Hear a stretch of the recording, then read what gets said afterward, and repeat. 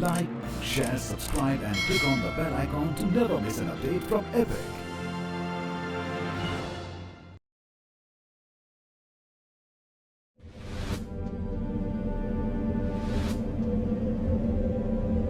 हमारा झंडा इसलिए नहीं फहराता क्योंकि हवा चलती है। यह हर उस जवान की आखिरी सांस से फहराता है जो उसकी रक्षा में अपने प्राण न्योछावर कर देता है।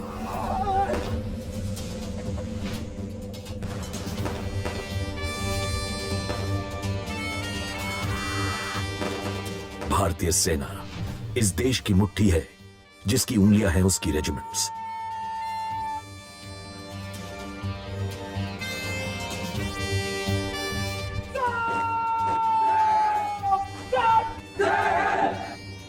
हर एक रेजिमेंट सेना परिवार का एक सदस्य है और उनकी जीवनी भी।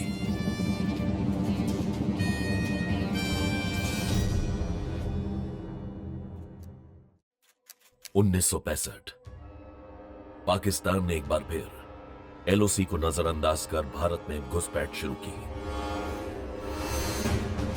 जम्मू कश्मीर के कारगिल में 13,000 फीट की ऊंचाई पर मौजूद उस पहाड़ी पर कब्जा किया जहां से श्रीनगर, कारगिल, लेह हाईवे साफ दिखता था। और यहां पहुंचकर उसने इस हाईवे पर होने वाली भारतीय सेना की हर आवाजाही पर न सिर्फ नजर रखी बल्कि गोलियां भी बरसानी शुरू कर दी। भारत सरकार की चेतावनी के बावजूद भी जब ये बाज नहीं आए तो सेना की एक खास रेजिमेंट को भेजा गया दुश्मनों को उसकी ही भाषा में समझाने के लिए।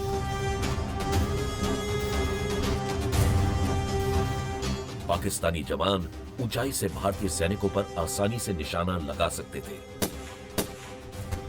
इन्हें पहाड़ियों में से निकालने का काम आसान नहीं था, पर इस रेजिमेंट का काम ही था मुश्किलों को आसान बनाना। पाकिस्तानी दुश्मन समझ रहा था कि फौज सबसे आसान रास्ते से चढ़कर पार करेगी। भारत के सैनिकों ने बहुत सटीक रणनीति अपनाई। रेजिमेंट की एक टुकड़ी ने सामने से वार किया और दुश्मन को उलझाए रखा। उसी समय 3 और टुकड़ियां अपना रास्ता बनाते हुए, सर्द मौसम की मार झेलते हुए, कंधों पर असला बारूद लादे हुए अलग दिशाओं से ऊपर चढ़ती रही। और फिर अचानक से पाकिस्तानी सेना ने अपने आप को हर तरफ से घिरा हुआ पाया और फिर दुश्मन की सेना का वही अंजाम हुआ जो हर उस दुश्मन का होता है जिसका सामना इस रेजिमेंट से होता है। सरहद की ये अजय रक्षक रेजिमेंट है ब्रिगेड ऑफ द गार्ड्स।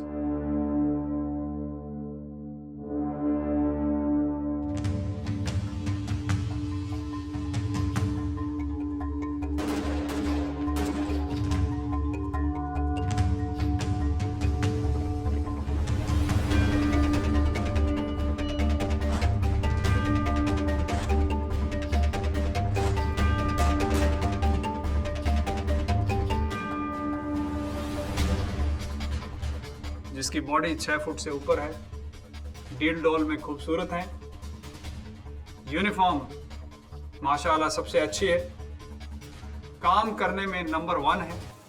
जिस तरीके का मोटो है हमारा, पहला हमेशा पहला, इस तरीके की भावना जो है यूनिट के अंदर, तो मुझे इतना मोटिवेशन मिला पर्सनल लेवल के ऊपर कि जो रेजिमेंट में ज्वाइन कर रहा हूँ उससे अच्छे रेजिमेंट कोई हो नहीं सकता। हमारा ड्रिल, हमारा डिसिप्लिन, हमारा ऑपरेशनल, हमारी तैयारी और हर चीज़ में हम खुशी महसूस करते हैं, गर्व महसूस करते हैं काम करने की। दैट इज़ वाई इसलिए बोलते हैं कि ब्रिगेड ऑफ द गार्ड्स की जो रेजिमेंट्स हैं they are the best in the Indian army.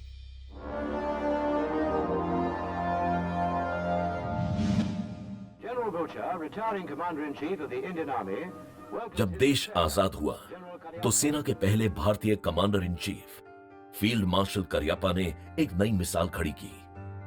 उस वक्त तक की सारी रेजिमेंट्स या तो जातीय या फिर प्रांतीय आधार पर चुनी जाती थी और यह परंपरा ब्रिटिश राज से चली आ रही थी। लेकिन फील्ड मार्शल करियप्पा ने एक all India all class regiment का सपना देखा जो कि भारत की विभिन्नता में एकता और उसकी एकजुटता का प्रतीक था। 1949 में जब ब्रिगेड ऑफ द गार्ड्स हमारी खड़ी हुई, तो उस समय जो हमारे फील्ड मार्शल करियप्पा साहब थे, जिन्होंने ब्रिगेड ऑफ द गार्ड्स को तैनात किया, उसको खड़ा किया, उसी समय उनको लगा कि ब्रिगेड ऑफ द गार्ड्स एक यूनिक ब्रिगेड, एक यूनिक रेजिमेंट है इंडियन आर्मी की। तो वो कंसेप्ट तभी आ सकता है जबकि हर जाति के लोग, हर प्रांत के लोग, हर जगह के लोग इकट्ठे हो जाए। तो वो था concept brigade of the guards का कि ऑल इंडिया ऑल क्लास की सभी जगह के लोग इकट्ठे होके एक ही साथ में रहें, एक ही साथ में लड़ें, एक ही साथ में खाएं, एक ही तरीके से अपने आप को रहें। तो वो कंसेप्ट था ऑल इंडिया ऑल क्लास का। और इस तरह खड़ी हुई ऐसी रेजिमेंट जिसमें उत्तर, दक्षिण, पूरब, पश्चिम, हर दिशा से, हर जाति के, हर धर्म के, हर प्रांत के सैनिक कंधे से कंधा मिलाए सामने आए।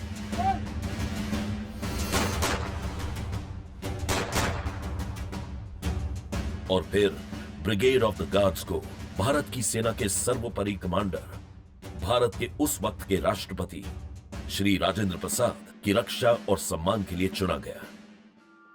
भारत में राष्ट्रपति सभी सेनाओं के कमांडर इन चीफ भी होते हैं और उनकी सुरक्षा के लिए ब्रिगेड ऑफ द गार्ड्स को नियुक्त किया गया। ब्रिगेड ऑफ द गार्ड्स भारतीय सेना की सबसे पुरानी रेजिमेंट है। 4 सबसे पुरानी यूनिटों को मिलाकर इसे खड़ा किया गया था और इसका शुरू में मकसद राष्ट्रपति भवन में स्पेशल गार्ड देने का था। उसके बाद जैसे जैसे इन्फेंट्री रेजिमेंट्स की दूसरी यूनिटें बढ़ती गई, इसलिए ब्रिगेड ऑफ द गार्ड्स को एक नॉर्मल इन्फेंट्री बटालियन के तौर के ऊपर रखा गया था। 2 परमवीर चक्र, 2 अशोक चक्र और अनेक मेडल्स इस रेजिमेंट ने अर्जित किए। जहां भी इस रेजिमेंट की यूनिट जिस फॉर्मेशन में जाती है, उसमें एक नया बदलाव ले आती है। रेजिमेंट की नींव मजबूत बनाने के लिए भारतीय सेना की तत्कालीन रेजिमेंट्स में से 4 सबसे पुरानी और अनुभवी बटालियंस को साथ लाया गया ब्रिगेड ऑफ द गार्ड्स बनाने के लिए। देखिए, फर्स्ट 4 बटालियंस जो कि गार्ड्स रेजिमेंट में जिनका कन्वर्जन हुआ था, वो थी first guards 2 Punjab, 2 guards first इंडीरियस, 3 गार्ड्स फर्स्ट राजपूताना राइफल और 4 गार्ड्स फर्स्ट राजपूत। कन्वर्जन के दौरान इस बात का खास ख्याल रखा गया कि बटालियंस जो हैं अपनी पुरानी आइडेंटिटी, अपने पुराने नाम जिनसे उनकी पहचान बनी थी, उनको रिटेन कर सके। इसी कारण से आज तक सबसे सीनियर मोस्ट जो फर्स्ट 4 बटालियंस हैं, इनको ये 2 नाम रखने का प्रावधान दिया गया है। और इनके एक साथ इस रेजिमेंट में जुड़ते ही ब्रिगेड ऑफ द गार्ड्स को दिया गया एलीट रेजिमेंट का दर्जा। एलीट रेजिमेंट बिकॉज ये concept field marshal KM. Cariappa साहब का था। उन्होंने बोला कि मेरे को एक ऐसी रेजिमेंट बनानी है जो कि हर लिहाज से यूनिक हो।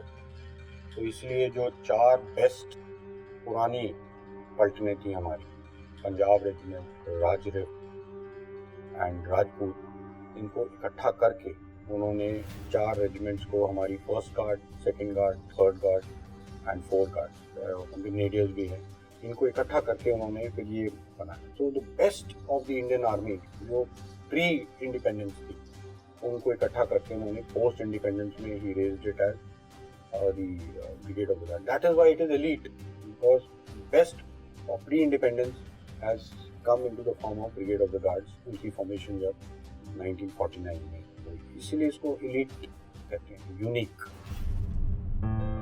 और इन्हीं अनुभवी और सबसे सीनियर इन्फेंट्री रेजिमेंट्स ने ब्रिगेड ऑफ द गार्ड्स को एक बेहतरीन इन्फेंट्री रेजिमेंट में तब्दील किया, जब ये भारतीय सेना के दूसरे ऑपरेशंस का भी हिस्सा बने।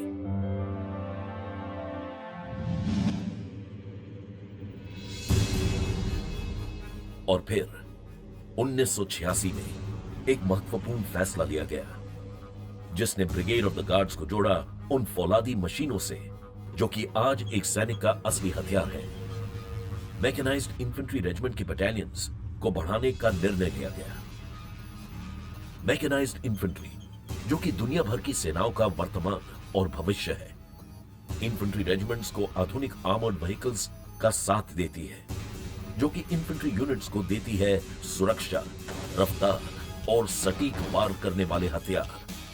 सवाल अब यह था कि इस रेजिमेंट को नई बटालियंस दी जाए या फिर कुछ मौजूदा रेजिमेंट्स को ही इसमें तब्दील कर दी जाए। ब्रिगेड ऑफ द गार्ड्स के इतिहास, अनुभव और काबिलियत को देखते हुए इसे तुरंत मैकेनाइज्ड इन्फेंट्री रेजिमेंट में तब्दील किया गया।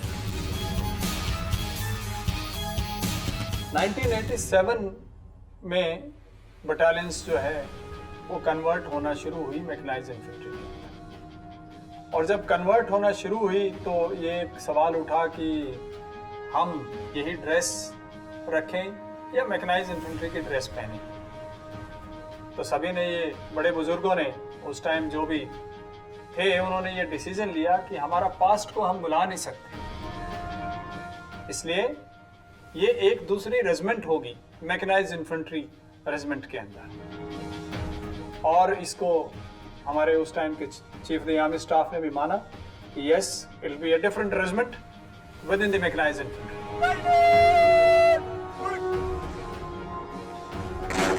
इसलिए हमारे को हमारी ड्रेस, हमारे ट्रेडिशंस, कस्टम्स, वो सारी हमारे को रखने का परमिशन मिला।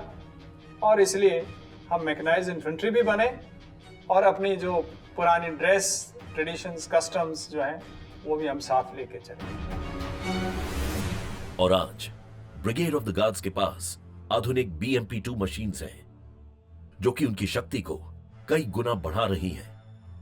और इनकी ट्रेनिंग इन्फेंट्री और मैकेनाइज्ड इन्फेंट्री दोनों ही रेजिमेंट्स की जरूरतों के हिसाब से होती है, जो कि रखती है इन्हें सबसे आगे। और वही इनकी रेजिमेंट का मूल मंत्र भी है, पहला हमेशा पहला। एक typical brigade of the guards soldier जो है एक ऐसा जज्बा रखता है, ऐसा उसके अंदर जुनून होता है कि मैं कभी भी अपनी रेजिमेंट को नंबर 2 पर नहीं आने दूंगा। और वो उसके लिए अपने प्राणों पर भी खेल जाता है। और ये सिर्फ लड़ाई की बात नहीं है, ये हमारे पीस टाइम के अंदर भी, चाहे ट्रेनिंग है, चाहे स्पोर्ट्स हैं, किसी भी क्षेत्र में हो, हमेशा जो है वो तत्पर रहता है कि मैं अपने बटालियन को नंबर 2 पर नहीं, हमेशा नंबर 1 पर ही देखूंगा। और आज ब्रिगेड ऑफ द गार्ड्स भारतीय सेना की सबसे सम्मानित रेजिमेंट्स में से एक है। इनको मिले कई सैन्य सम्मानों में से खास हैं 2 परमवीर चक्र, 2 अशोक चक्र, 8 परम विशिष्ट सेवा मेडल, 6 महावीर चक्र, 4 कीर्ति चक्र, 10 अति विशिष्ट सेवा मेडल, 46 वीर चक्र, 18 शौर्य चक्र और 1 पद्म भूषण। 1971 बांग्लादेश लिबरेशन वॉर अपने चरम पर थी। भारतीय सेना पूर्वी पाकिस्तान की आजादी में उनकी सेना को अपना साथ दे रही थी। बांग्लादेश में मौजूद अखौरा और उसके दक्षिण में बसे गंगा सागर पर कब्जा जरूरी था। बैटल के बारे में मैं आपको ये बताना चाहूँगा कि गंगा सागर एक रेलवे स्टेशन था जो कि ईस्ट पाकिस्तान में स्थित था। और हमारी पलटन उस समय 1971 में त्रिपुरा में थी, जबकि उसको टास्क मिला कि आपको गंगा सागर का रेलवे स्टेशन को कैप्चर करना है, क्योंकि ढाका जाने के लिए गंगा सागर के रेलवे स्टेशन को कैप्चर करना बहुत ज़रूरी है। ये एक हैरत अंगेज जंग थी। पूरा इलाका दुश्मन की बारूदी सुरंगों से भरा था, तो कहीं से भी आगे जाने की जगह नहीं बन पा रही थी। 14 गार्ड्स के सैनिकों ने पहले तो कुछ रास्ता तकरीबन 3.5-4 फीट गहरे पानी को पार करते हुए पूरा किया और फिर बारूदी सुरंगों का तोड़ ढूंढना शुरू किया और आखिरकार उन्हें सफलता मिल ही गई। और वो चीज़ ये थी कि गंगा सागर रेलवे स्टेशन होने के नाते वहाँ पे जो रेलवे ट्रैक पे जो ट्रेन आ रही थी, वहाँ पे गुड्स ट्रेन आई जो कि सामान ड्रॉप करने की, तो वो ट्रेन ट्रैक के ऊपर चलती हुई। तो तब उन्होंने अंदाज़ा लगाया, भले ही पूरा एरिया इन्होंने हेविली माइन किया है, बट एक रेलवे ट्रैक का ही इलाका है जिसके ऊपर माइंस नहीं लगी हैं। और बस फिर वहीं पर बनाई गई नई रणनीति आगे बढ़ने की। इसके तहत पटरियों के दोनों तरफ एक एक कंपनी ने चलना शुरू किया। अटैक जो है टोटली अनकन्वेंशनल तरीके से किया जाए, और वो अनकन्वेंशनल तरीका ये था कि एक कंपनी रेलवे ट्रैक के दाहिनी तरफ, एक कंपनी रेलवे ट्रैक की बाईं तरफ, और बिल्कुल ही फ्रंटल, बिल्कुल ही दोनों कंपनियां चलती गई। तीसरी कंपनी को कहीं और लगाया गया, एक दिखाने के लिए कि हम उस तरफ से भी अटैक आ सकता है करके, वो दुश्मन को थोड़ा धोखा देने की। और जब ये सैनिक दुश्मन के सामने पहुंचे तो उसे विश्वास ही नहीं हो पा रहा था कि इतनी बारूदी सुरंगें बिछाने के बावजूद ये सेना उन तक कैसे पहुंची। और इसी अनोखी जंग में बहादुरी और साहस की मिसाल कायम की लांस नायक एल्बर्ट एका ने।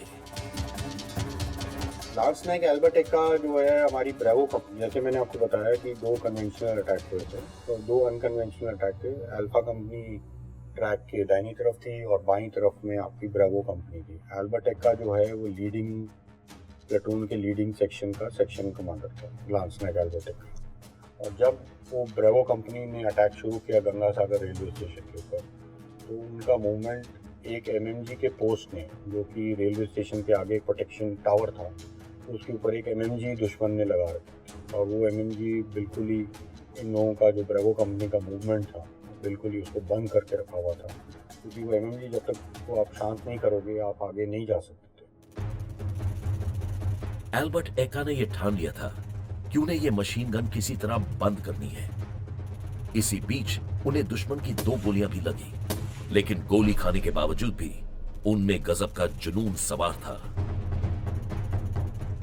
वो एमएमजी टावर पर चढ़े और ऊपर पहुंच उन्होंने उन पर एक ग्रेनेड फेंक वहां मौजूद सैनिकों को रास्ते से हटाया, और फिर खाली हाथों से एमएमजी के गर्म बैरल को उठाकर फेंका।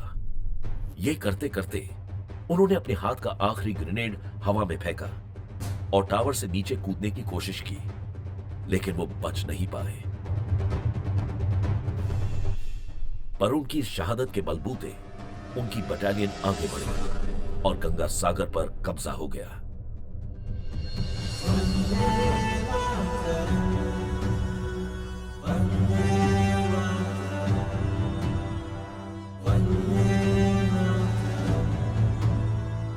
लांस नायक एल्बर्ट एका को मरणोपरांत सेना के सबसे ऊंचे सम्मान परमवीर चक्र से नवाजा गया।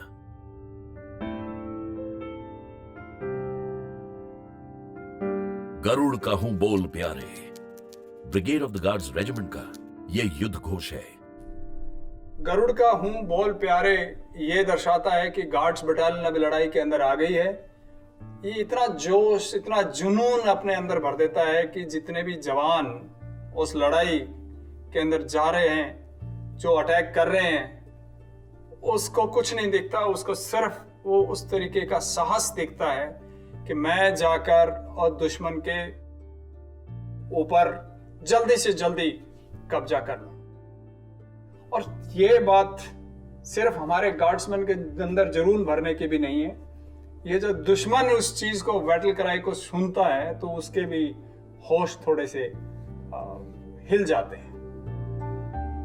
और साथ ही गरुड़ पक्षी, जो कि भगवान विष्णु का वाहन रूपी है, इनकी रेजिमेंट का चिन्ह भी।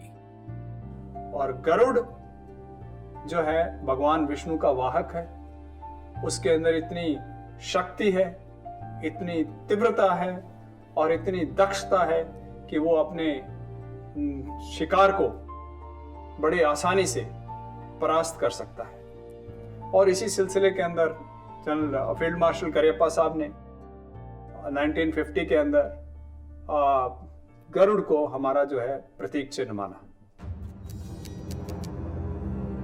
और 1971 की हिली की लड़ाई में बेहद विपरीत परिस्थितियों के बीच दुश्मन पर गरुड़ समान टूटी ब्रिगेड ऑफ द गार्ड्स की ही एक और बटालियन हिली बोलदार आज के समय के बांग्लादेश के उत्तर में मौजूद शहर है।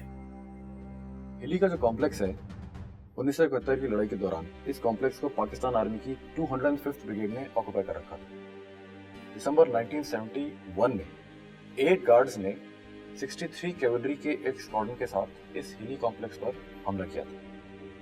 हिली की लड़ाई एक संघर्षपूर्ण या जिसे कहें बैटल ऑफ अटिशन की लड़ाई थी, जिसे 8 गार्ड्स ने अपनी बहादुरी और दृढ़ निश्चय से पाकिस्तान की 4 फ्रंटेड फोर्स को हराकर जीता था। यह लड़ाई कितनी संघर्षपूर्ण थी ये इस बात से अंदाजा लगाया जा सकता है कि लड़ाई की एक रात ऐसी भी थी कि जब हमारे 68 जवान एक ही रात में वीर गति को प्राप्त हो गए थे और 153 जवान घायल भी हो गए थे। और फिर एक वक्त ऐसा भी आया जब आला अफसरों ने इस बटालियन के कमांडिंग ऑफिसर को वापस आने का विकल्प भी दिया, लेकिन लेफ्टिनेंट कर्नल शमशेर सिंह पीछे हटने वाले अफसरों में से नहीं थे। लेकिन कमांडिंग ऑफिसर ने बड़े ही आदरपूर्वक इस बात को नकार दिया और ये कहा कि मेरी बटालियन जो है इस काम को, इस ऑब्जेक्टिव को हासिल करने में पूरी तरह सक्षम है और उन्हें भरोसा दिलाया कि आपने जो मुझे ऑब्जेक्टिव दिया है उसे मेरी बटालियन हर हालत में हासिल करके रहेगी। और इस बुलंद इरादे से उन्होंने अपनी इस कम नफरी के साथ भी अपनी पलटन को इस ऑब्जेक्टिव को हासिल करने के लिए अपनी लीडरशिप क्वालिटीज द्वारा आगे बढ़ाते गए। साथ में उन्हें आर्टिलरी का सपोर्ट मिला, 63 कैवलरी के स्क्वाड्रन के का भी सपोर्ट मिला और इसी तरह वो आगे बढ़ते रहे और हिली कॉम्प्लेक्स पर उन्होंने दुश्मन को हराया और इस ऑब्जेक्टिव पर जो है जीत हासिल करी। और बटालियन और उसके अफसरों की इस बहादुरी को सेना ने सम्मानित किया बैटल ऑनर हिली और थिएटर ऑनर ईस्ट पाकिस्तान से। साथ ही 3 महावीर चक्र और 2 वीर चक्र और एक सेना मेडल भी इनको मिला। 1971 की लड़ाई एक ऐसी लड़ाई थी कि हमारी 14 बटालियन उस टाइम थी और हर बटालियन ने 1971 की लड़ाई में पार्ट लिया है। ये अकेली ऐसी रेजिमेंट थी जिसके अंदर की सारी बटालियंस ने लड़ाई के अंदर, किसी युद्ध के अंदर भाग लिया और कोई ऐसा ग्रुप नहीं है जिसकी सभी रेजिमेंट्स ने लिया। और हमने बहुत सारे ऑनर्स एंड अवार्ड्स भी जीते हैं, जिसमें बहुत सारे battle honours, theatre honours, Paramvir Chakra, Mahavir Chakra शामिल हैं।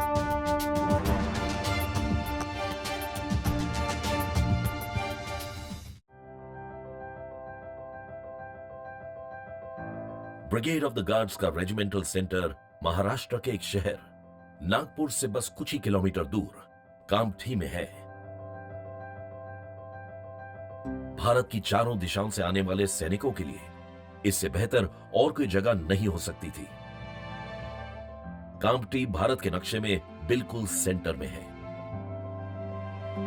आप अगर इंडिया का मैप देखें तो इंडिया का उत्तर से दक्षिण, जम्मू कश्मीर से कन्याकुमारी और ईस्ट से वेस्ट, अगर आप एक लाइन बनाएं नॉर्थ टू साउथ और ईस्ट टू वेस्ट की अगर आप एक लाइन जोड़ें तो वो जो लाइन जो क्रॉस करेगी वो बिल्कुल सेंटर ऑफ इंडिया के ऊपर क्रॉस करती है।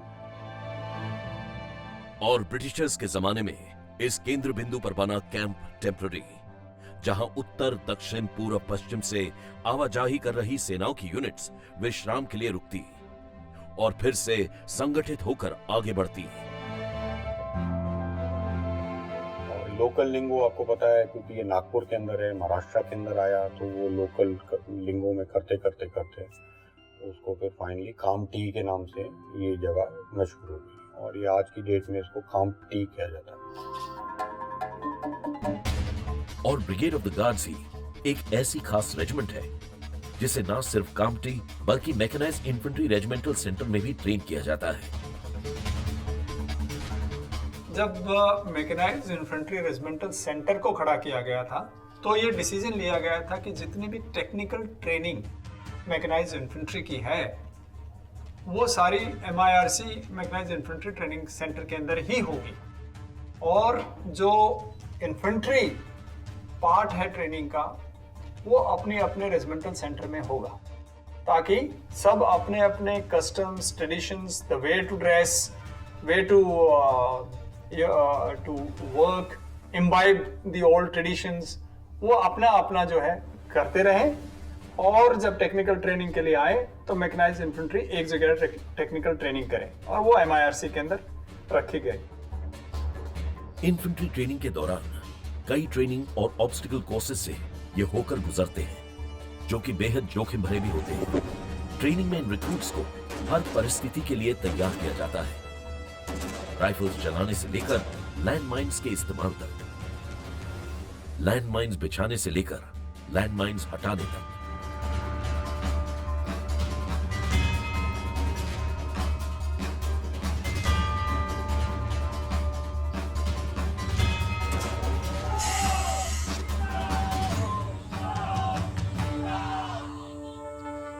यहाँ के 9 मंथ्स के ट्रेनिंग में हम लोग पहले इनको इन्फेंट्रीमैन बनाते हैं, इन्फेंट्री की जो भी बेसिक तरतीब है वो सिखाते हैं, इसके बाद कन्वर्शन के लिए भेजते हैं। और फिर अहमदनगर में होती है आगे की ट्रेनिंग। मैकेनाइज्ड इन्फेंट्री यानी कि ब्रिगेड ऑफ द गार्ड्स, हमारा जो मेन इक्विपमेंट है वो BMP है। तो कन्वर्शन ट्रेनिंग में इनका अलग अलग ट्रेड बढ़ते हैं, जैसे कि ड्राइवर हो गया या ऑपरेटर हो गया। इसमें इनको इनके टास्क स्पेसिफिक या ट्रेड स्पेसिफिक ट्रेनिंग दी जाती है, एंड ऑन BMP, मतलब BMP के ऊपर इनको ट्रेनिंग दी जाती है।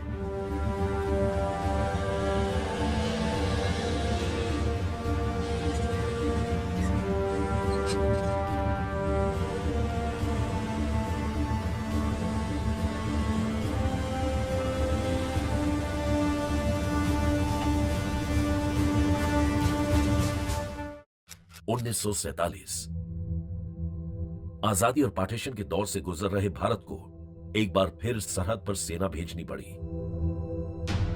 पाकिस्तान कश्मीर पर कब्जा चाहता था और भारतीय सेना की कई रेजिमेंट्स अपनी बटालियंस के साथ वहां मौजूद थी। 6 फरवरी 1948 को दुश्मन ने हमारे बटालियन डिफेंसेस, जो कि 4 गार्ड्स ऑक्युपाई कर रहे थे, उन पर हमला बोला। दुश्मन की तादाद इस हमले के दौरान लगभग 4000 से 5000 की थी, जो कि लगातार एक वेव फॉर्म में, ह्यूमन वेव फॉर्म के तौर में लगातार अटैक किए जा रहे थे, और दुश्मन पर ऐसे हालात में अपने डिफेंसेस को बरकरार रखना मुश्किल था। ऐसे ही एक सेक्शन डिफेंडेड पोस्ट, जो कि टेंधर के इलाके में और शेरा से जो कि नॉर्थ में पड़ता है, उनको नायक जदुनाथ सिंह ने एज ए सेक्शन कमांडर उस सेक्शन डिफेंडेड पोस्ट का जिम्मा संभाल रखा था। उस रोज तेंधर ने 3 बड़े हमले देखे। दूसरा हमला और भी ज्यादा घातक था। जदुनाथ सिंह के सेक्शन के सभी सैनिक शहीद हो चुके थे और सिर्फ अब वो ही मैदान में थे। उनके दाहिने हाथ में गोली लगी थी, लेकिन वो तब भी अपनी लाइट मशीन गन से वार कर रहे थे। और उनका हमला ऐसा जबरदस्त था कि दुश्मन उनके हमले को देख के वहां से पीछे चले गए, घबरा के, और पीछे हट गए, जिस कारण से इस तेंधर के इलाके की रक्षा भी हो पाई और नेबरिंग इलाके जो कि पुंछ और राजौरी के थे, उनका भी बचाव हो सका। लेकिन नायक जदुनाथ सिंह को इस दौरान 2 गोलियां सीधे सीने में लगी और वो वीर गति को प्राप्त हुए।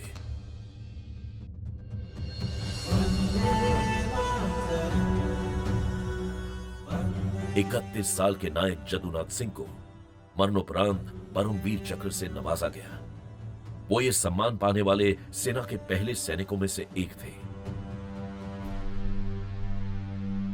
रेजिमेंटल सेंटर का ड्रिल ग्राउंड नायक जदुनाथ सिंह के ही नाम पर है, और आज जब भी वहां जवान मार्च करते हैं तो उनके हाथ जदुनाथ सिंह को सलाम हमेशा करते हैं।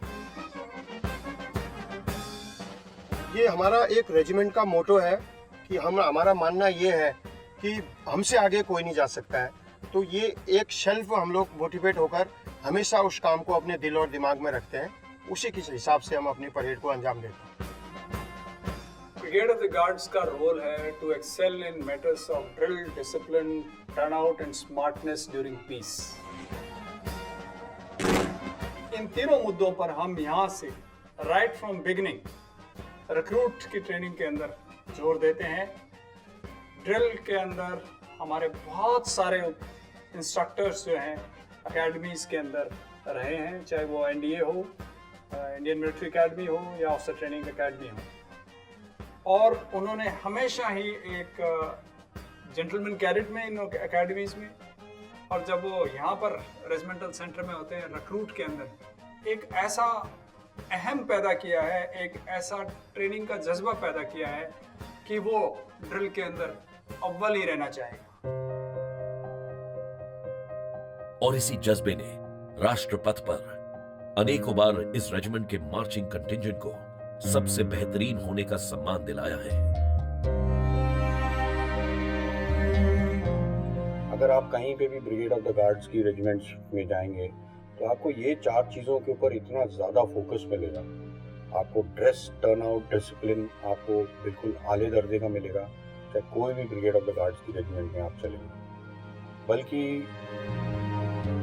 आज के कोई भी फॉर्मेशन कमांडर्स, हम लोगों ने खुद पलटन कमांड की है, तो फॉर्मेशन कमांडर्स वो यही कहते हैं कि भाई मेरे पास एक ब्रिगेड ऑफ द गार्ड्स की पलटन आनी चाहिए मेरे अंडर कमांड, ताकि वो इन सब मुद्दों के ऊपर में एक्सेल करें।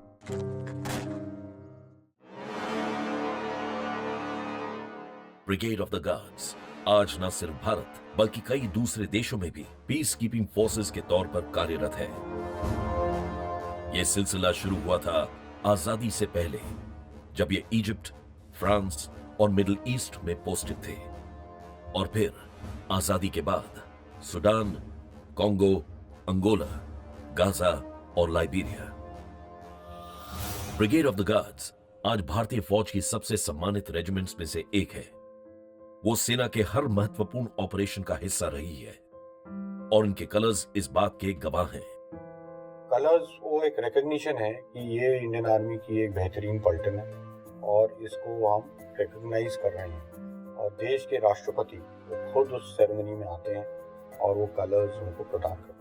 1973 में कलर प्रेजेंटेशन सेरेमनी हुई थी कोटा के अंदर, जहाँ पे कि हमारी तकरीबन 11 पलटनों को कलर्स प्रदान किए गए थे एक साथ, और वो पलटन थी जो उस समय तक रेज हो गई थी तकरीबन 14 गार्ड। तो राइट फ्रॉम फर्स्ट गार्ड से लेके बाकी जितनी पलटन हमारी रेज हो गई थी, वो उनको एक कलर सेरेमनी में 1973 में उनको दिया गया। एंड देश के राष्ट्रपति श्री बीबी गिरी साहब ने वो हमारे को कलर प्रेजेंटेशन दी है। हमारा जो कलर्स है, हमारे उसके अंदर 2 खास कलर्स हैं, एक ओल्ड गोल्ड और एक ब्लड रेड। ओल्ड गोल्ड हमारे ब्रिगेड ऑफ द गार्ड्स का ये दर्शाता है कि हमारी कितनी रिच हेरिटेज ट्रेडिशंस हैं रेजिमेंट की, जिनके ऊपर चल के हमें और आगे बढ़ना है।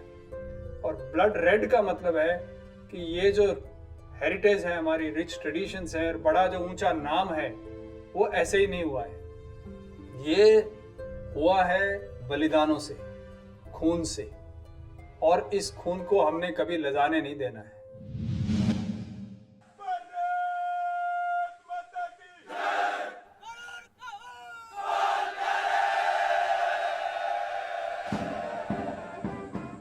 और यही शान और शौकत दिखती है इन जवानों के टर्नआउट में भी, जिसका बहुत ज्यादा ख्याल रखा जाता है। गार्ड्स की यूनिफॉर्म ब्रिटिश गार्ड से प्रभावित है और इन्हें भारतीय सेना के सबसे खूबसूरत रेजिमेंट माना जाता है।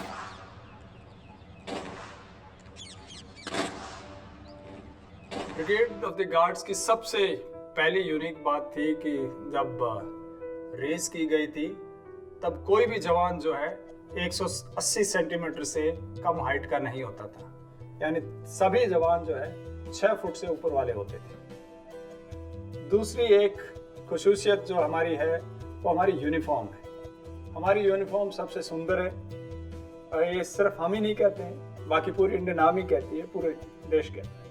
और इन तीनों से, दोनों चीज़ों से उठकर तीसरी चीज़ जो है वो ये है कि वो जज्बा जो है वो हमारा और किसी में नहीं है।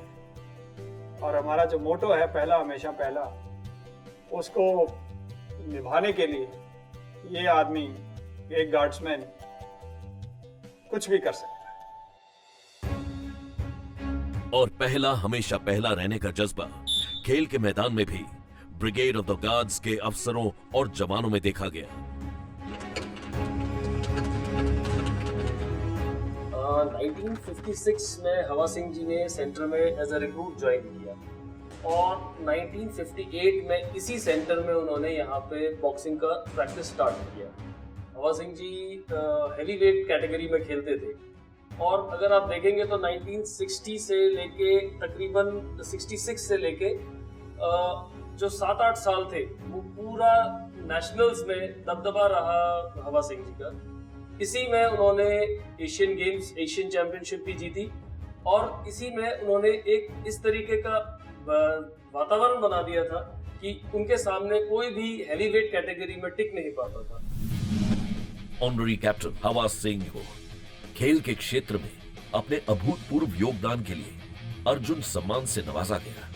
वो जब खेले तो हमेशा जीते और फिर उनकी ट्रेनिंग एकेडमी बीबीसी यानी भिवानी बॉक्सिंग क्लब ने देश को जीत दिलाने वाले बॉक्सर्स को ट्रेन किया।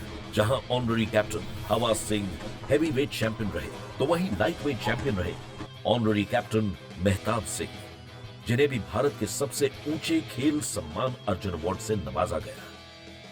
बॉक्सिंग के साथ साथ रेसलिंग में भी इस रेजिमेंट की पकड़ रही है। 1960 और 1970 के दशक में ऑनरी कैप्टन विश्वनाथ जी ने काफी कमाल दिखाया। उन्हें भी अर्जुन अवार्ड से सम्मानित किया गया और आज कई रेसलर्स यहां रेजिमेंटल सेंटर में ट्रेन हो रहे हैं।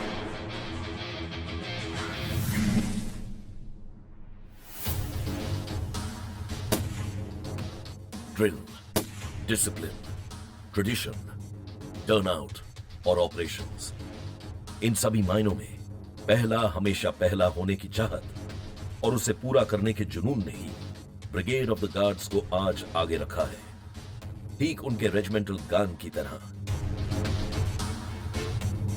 निडर सिपाही गार्ड्स के, हम रक्षक हिंदुस्तान के, रख कर जान हथेली पर हम चलते सीना तान के। हम हैं गार्ड्स, हम हैं गार्ड्स, हम हैं गार्ड्समैन।